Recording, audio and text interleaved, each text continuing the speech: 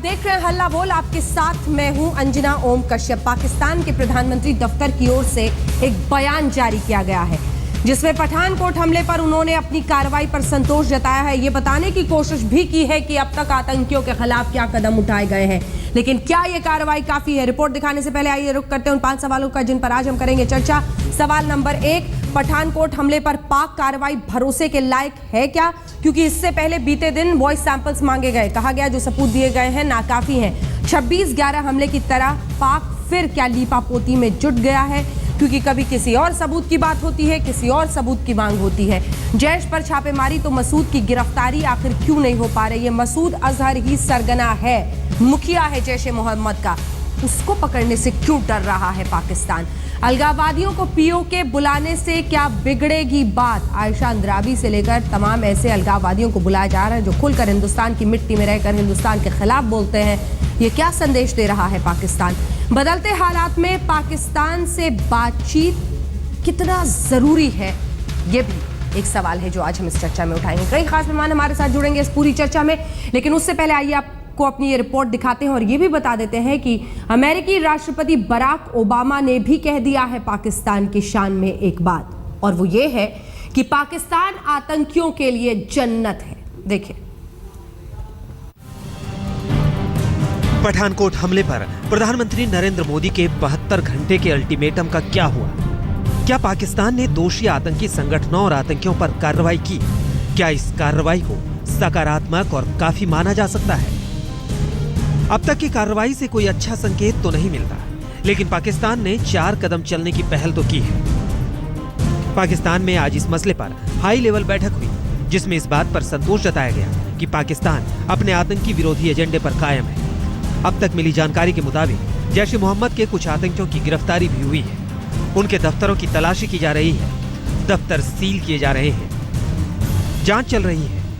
पाकिस्तान ने इस मामले को आगे बढ़ाते हुए पठानकोट में एक विशेष जांच दल को भेजने का फैसला किया, जो कि भारत सरकार के साथ मिलकर काम करेगा। हालांकि भारत में एक बड़े स्तर पर पाकिस्तान की कार्रवाई पर सवाल उठ रहे हैं। इतिहास साक्षी है कि पाकिस्तान अपने वादे पर कभी खरा नहीं उतरा, लेकिन गृह मंत्री मानते हैं कि पाकिस्तान को कुछ और वक्त देना चाहिए।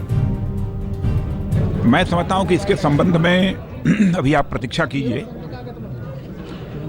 और चूंकि पाकिस्तान गवर्नमेंट ने आश्वस्त किया है तो उस पर अविश्वास करने का कोई कारण अभी नहीं है, अभी नहीं है। अब इसके बारे में जो कुछ भी होगा उचित समय पर ही फैसला लिया जाएगा। इससे पहले पाकिस्तान ने भारत के दिए गए सबूतों को नाकाफी माना। जिन नंबरों पर आतंकियों ने फोन किया था उसे पाकिस्तान का मानने से इनकार कर दिया है और भारत से कुछ और वॉइस सैंपल की मांग की है। इधर भारत और पाकिस्तान के बीच 15 जनवरी को होने वाली विदेश सचिव स्तर की बातचीत टलने के आसार बन रहे हैं। सब कुछ इस बात से तय होगा कि पाकिस्तान आतंक के खिलाफ अपनी कथनी को करनी में किस हद तक तब्दील करता है। यही से भारत पाकिस्तान के संबंधों की रूपरेखा तय होगी। आज तक ब्यूरो। कई खास मेहमान हमारे साथ इस पूरी चर्चा में शामिल हो रहे हैं। आइए सबसे पहले आपका परिचय उनसे करा दें। डॉक्टर संबित पात्रा, राष्ट्रीय प्रवक्ता भारतीय जनता पार्टी के, हमारे साथ इस चर्चा में शामिल हो रहे हैं। Major general retired G D Bakshi ji हमारे साथ हैं। अखिलेश प्रताप सिंह जी, प्रवक्ता कांग्रेस पार्टी के, जुड़ गए हैं। कुछ ही देर में जान मोहम्मद खान अचकजाई साहब, जियो से स्ट्रेटेजिस्ट एक्सपर्ट हैं, वो जुड़ रहे हैं। मेहर तरार, जानी मानी पाकिस्तान की जर्नलिस्ट, हमारे साथ इस चर्चा में शामिल होंगी। सबसे पहले आपके पास आते हुए संबित पात्रा जी, वो करेंगे, वो नहीं करेंगे? वो शायद इस बार कार्रवाई करेंगे, शायद कुछ कदम उठाएंगे। ना वो मसूद अजहर को गिरफ्तार करते हुए दिख रहे हैं, ना हाफिज सईद पर एक कदम आगे बढ़ते हुए दिख रहे हैं, ना दाऊद इब्राहिम पर। मेरा सवाल आपसे यह है कि आपकी सरकार का इस वक्त स्टैंड है क्या? देखिए, अगर उनके यहाँ शायद है तो हमारे यहाँ भी शायद है।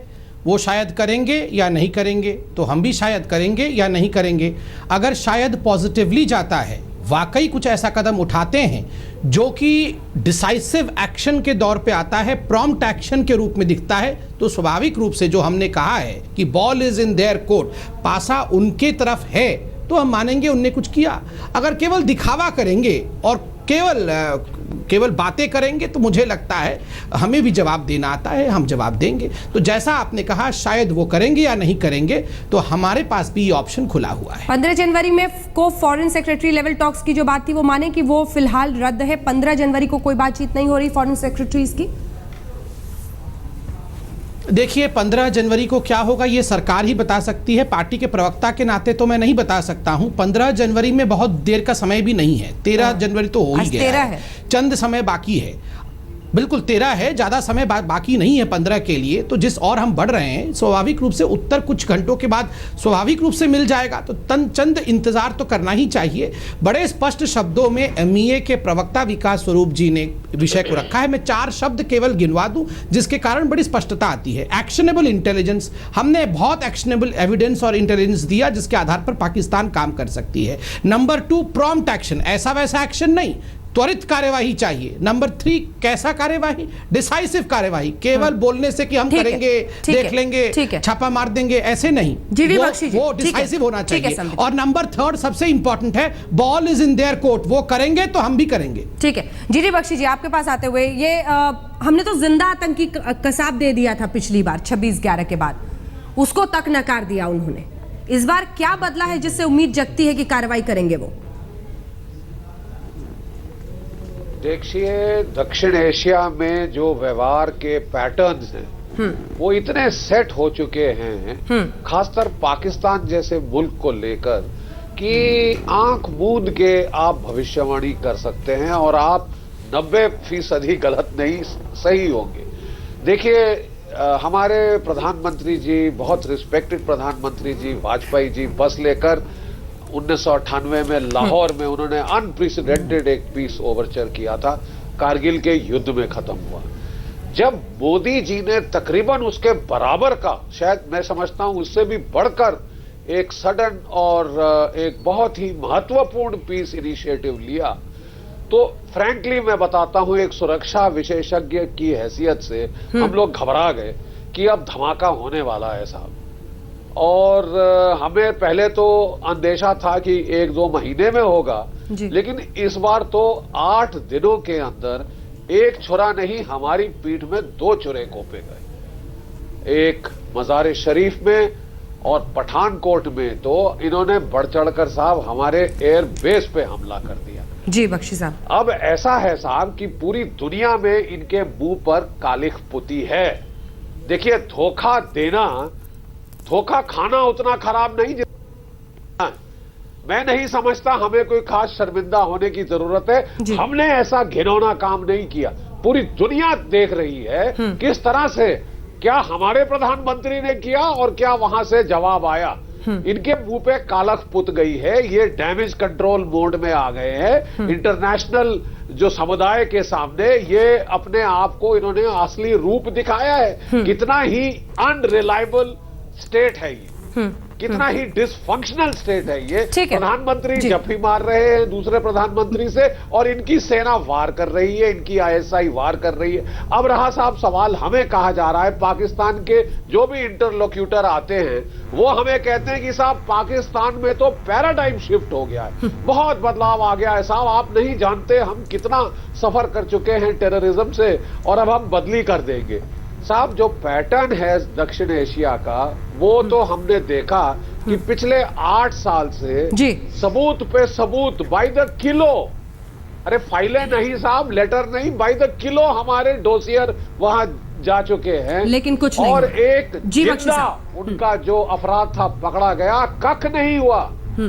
तो अब हमें कहा जा रहा है कि हम छापे मार रहे हैं। हाँ। मैं आपसे कहूंगा जान मोहम्मद खान साहब, ठीक है, बिल्कुल जान मोहम्मद खान साहब, मैं चाहती हूं कि आप एक तो बख्शी साहब की बातों का भी जवाब दें, अब आप जुड़ गए हमारे साथ, और दूसरा क्या पाकिस्तान को इस बात का एहसास है कि अभी तक तो हिंदुस्तान पे आप तमाम इल्जाम लगा देते थे, लेकिन साहब अब अमेरिका जैसा देश जिसके साथ जुड़कर आपको अपनी शान बढ़ती हुई दिखती थी, वो भी खुलकर कह रहा है, ओबामा ने कहा है कि आतंकियों के लिए सेफ हेवन बन चुका है पाकिस्तान। वो ये भी कह रहे हैं, और वो कह ही नहीं रहे हैं, उसके आगे वो जो F-16 डील है वो भी यूएस सेनेट ने ब्लॉक कर दी है। शर्मिंदगी हो रही है। पहली बात तो ये कि पाकिस्तान ने एक जिम्मेदार कौम की हैसियत से, मुल्क की हैसियत से बिहेवियर किया है। पठानकोट का वाकया अभी तक जो है उसका नतीजा आना बाकी है। जो सबूत अभी तक मिले हैं वो क्रेडिबल नहीं है। जो बातें हो रही हैं वो मीडिया उसका हिस्सा है, जो प्रोपेगेंडा है।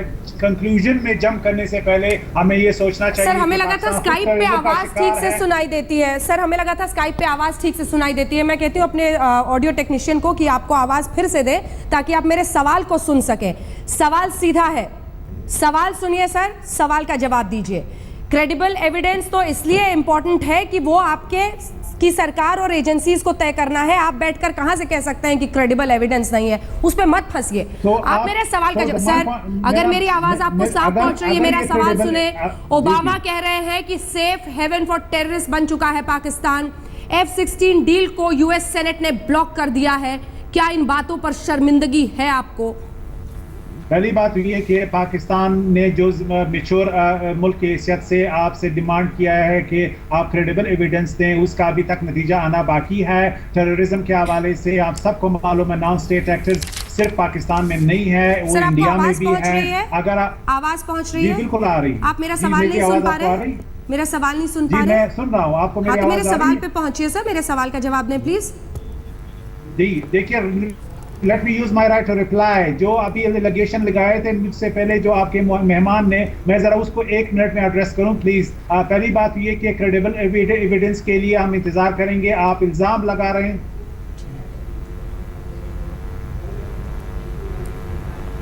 बोले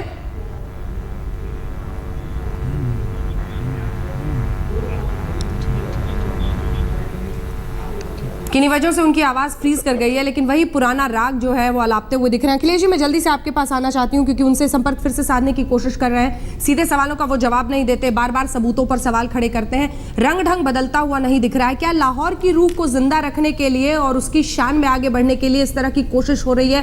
क्या इस कोशिश के अलावा कोई रास्ता नहीं है? क्योंकि लाहौर में ही मिले थे प्रधानमंत्री नवाज शरीफ से। नहीं, ये तो मिलने के पहले ही सारी चीज़ें सोच लेनी चाहिए थी, क्योंकि पाकिस्तान का जो इतिहास है या जो हमारा तजुर्बा है या जो हम पाकिस्तान से भोगे हैं वो सबको पता है। अब प्रश्न ये है कि मिलने के बाद जो परिस्थितियां उत्पन्न हो रही हैं उसे हमें कैसे डील करना है, उस पर हमें कैसे आगे बढ़ना है। इसके 2 पार्ट हैं। मिलने के पहले की आपकी क्या नीति थी वो हम बहस में अभी नहीं करेंगे। आगे की पार्ट कि जो है कि ये हम भोगे हैं, इस पे पाकिस्तान क्या कर रहा है। अगर पाकिस्तान गंभीर है जैसा हमारे गृह मंत्री ने कहा है, हमें नहीं पता कितना उनको पता है, और जैसा हमारा देश अभी तक विश्वास कर रहा है कांग्रेस हुई बीजेपी की हुकूमत, तो क्या वो जो हमारे कोर टेररिस्ट ग्रुप पे जो कंसर्न हमारे हैं, चाहे लखवी हो, चाहे दाऊद हो, चाहे और 2-4, उन पे क्या कार्रवाई कर रहे हैं? दूसरे, मैंने अभी आपने कहा और मैंने दिन में भी मैं चैनलों पे सुना कि वहाँ की जांच एजेंसी भारत आ रही है। हमारी जांच एजेंसी पहले पाकिस्तान क्यों नहीं जा रही है? या जाना चाहिए, हमारी एनआईए को जाना चाहिए। अगर वो आ रहे हैं तो हमारी एनआईए जाके उनको ड्रिल करे, उनको इंट्रोगेट करे, उनसे बात करे, जो हमारे पास सबूत हैं वो दिखाएं कि हमारे पास ये सबूत हैं। ये वो हम सबूत दे रहे हैं, हम उसका प्रूफ दे रहे हैं, बार बार दिया है। 2 जिंदा आतंकवादी मेरे पास अभी हाथ में हैं, एक तो कसाब तो चला गया, छोड़िए, 2 मेरे पास हाथ में हैं। तो हमारे पास एविडेंस का तो इतना सॉलिड बेस है कि एनआईए को पाकिस्तान जल्दी से रिएक्ट कीजिए, फिर मैं ब्रेक पर जाऊंगी। जो बातें वो कह रहे हैं उसका सीधा जवाब। देखिए, बार बार जो सवाल उठता है कांग्रेस की तरफ से कि आखिरकार मोदी जी लाहौर क्यों गए, मोदी जी बाकी देशों में क्यों जाके समय बिताते हैं। देखिए, उसका क्या लाभ हुआ आप देख रहे हैं। अमेरिका में जो विजिट मोदी जी का रहा, जो क्लोजनेस बराक ओबामा के साथ रहा, नतीजा आप खुद ही बता रही हैं। F-16 डील आज सेनेट ने होल्ड पे डाल दिया है। नतीजा ये रहा कि पाकिस्तान को खुले तौर से अमेरिका ने ललकार दिया, उसको एक तरह से सेफ हेवन फॉर टेररिस्ट घोषित किया, जो कि पहले यही अमेरिका और यही ओबामा इन शब्दों शब्दों का प्रयोग करने से बचते रहते थे। तो ये लाभ एक कूटनीतिक रूप से डिप्लोमेटिकली विक्ट्री हमारी सरकार की रही है। दूसरी बात, लाहौर गए, लाहौर के कारण जो ऑप्टिक्स रहा है उसके कारण अमेरिका पाकिस्तान कितने प्रेशर में है वो हम देख रहे हैं। डिलीवर करेगा कि नहीं ये हम इंतजार करके देख रहे हैं। माइक्रोस्कोप की नहीं। अरे आप इतने परेशान क्यों हो रहे अखिलेश जी? हम दोनों को मिलकर पाकिस्तान से लड़ना है, आपस में हम दोनों को नहीं लड़ना है, ये समझ लीजिए। और आप ये जो मुस्कुरा कर मजे लेने की कोशिश कर रहे हैं ना सरकार का, ये आदत छोड़ दीजिए। जब पाकिस्तान का गेस्ट होता है हम दोनों को भाइयों जैसे बर्ताव करना है, दुश्मनों जैसे नहीं। मैं वही बता रहा हूं आपको। अगर आप खामोश हो तो मैं बताऊं आपको। दोनों मिलकर पाकिस्तान पे प्रहार मैं बताऊं, ठीक है? नहीं आप खाम अंजना, तो मुझे बोला मैं क्या कुछ था कहना बताने चाह के, रहा हूं, तभी मैं एक बोल मिनट रहा के था। रोकिए। जब अंजना जी आपको बोलने के लिए बोल रही थी तब मैं खामोश था, मैं बीच में नहीं बोल रहा था, मेरा समय था, मैं बोल रहा था। अब आप बोल सकते हैं। अंजना और माननीय संबित पात्रा जी, मैंने कभी आपके मोदी जी की मुखालफत अभी आपके चैनल पे नहीं की। आपने अनर्गल इस पॉलिटिक्स को, जो आपके डोमेस्टिक पॉलिटिक्स से आप लाए, मैं पाकिस्तान पे बात कर रहा था। फिर से मैंने ये कहा कि पीछे की चीज हम नहीं डिस्कस करेंगे अभी, लेकिन आप पार्टी पॉलिटिक्स में यहाँ पे जो गंदा गेम खेलने लगे, आप खेलना शुरू किए।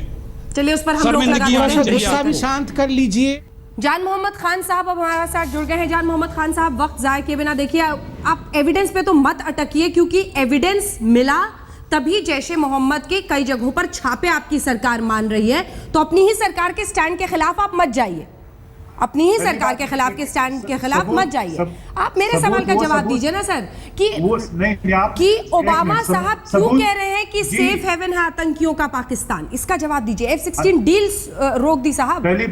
पहली बात ये कि F-16 डील, कोई भी ऐसा F-16 डील पाकिस्तान ने ख्वाहिश नहीं की है। ये वहाँ पे अंदरूनी सियासत का हिस्सा है कांग्रेस और व्हाइट हाउस के दरमियान। दूसरी बात ये, पाकिस्तान में कोई सेफ हेवन्स नहीं है। पाकिस्तान ने दहशतगर्दी के खिलाफ जंग शुरू कर रखा है। आज भी क्वेटा में 14 लोग जो है वो शहीद हो गए।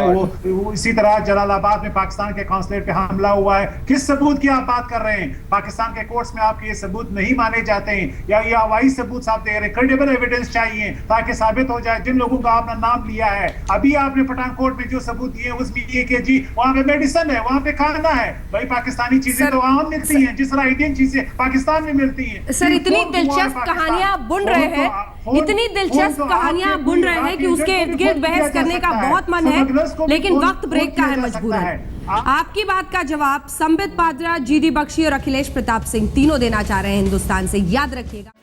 आमिर खान केंद्र सरकार के इनक्रेडिबल इंडिया के ब्रांड एम्बेसडर नहीं रहेंगे। पर्यटन मंत्रालय ने इसकी पुष्टि कर दी है। मंत्रालय के सूत्रों का कहना है कि आमिर खान से सरकार का सीधे कोई सहमति नहीं थी। मंत्रालय In 2016, my name is Gaurav Preti and here we go. Sahil the Chewbacca made sure that he watched the first day first show of Star Wars and was ready with those spoiler alerts. So, Rohit